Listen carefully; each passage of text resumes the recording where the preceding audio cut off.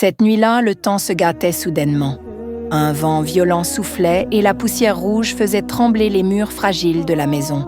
Nafissa eut peur et rappela son frère Suel à l'intérieur, étendant le lit de son père dans la chambre. Alors que la nuit avançait, on frappa à la porte. Nafissa, surprise, demanda « Qui est là à cette heure ?» Une voix grave répondit de l'extérieur « Je suis un voyageur blessé. J'ai besoin d'un abri pour la nuit. » Nafissa savait que sa maison était un refuge pour les voyageurs. Mais laisser entrer un étranger à cette heure tardive lui semblait risqué. Cependant, en ouvrant la porte, elle découvrit un jeune homme magnifique, aux yeux verts, profonds, à la peau claire et portant des blessures sur tout le corps. Ses vêtements étaient tachés de sang. Elle s'approcha et commença à panser ses blessures, son cœur battant la chamade.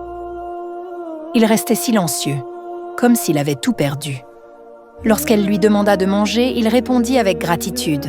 « Si je pouvais avoir un peu de nourriture, ce serait une grande gentillesse. » Nafissa lui apporta le reste du repas de la nuit et il mangea avec reconnaissance.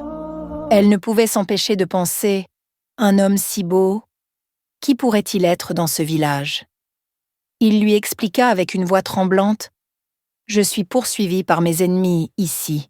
Je ne peux pas en dire plus, mais je vous demande une faveur. Laissez-moi rester ici jusqu'à ce que mes blessures guérissent et ne dites à personne que je suis ici. » Sans réfléchir, Nafissa accepta.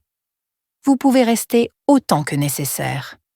Personne ne viendra ici. » Le jeune homme la regarda avec des yeux reconnaissants, puis s'allongea, épuisé.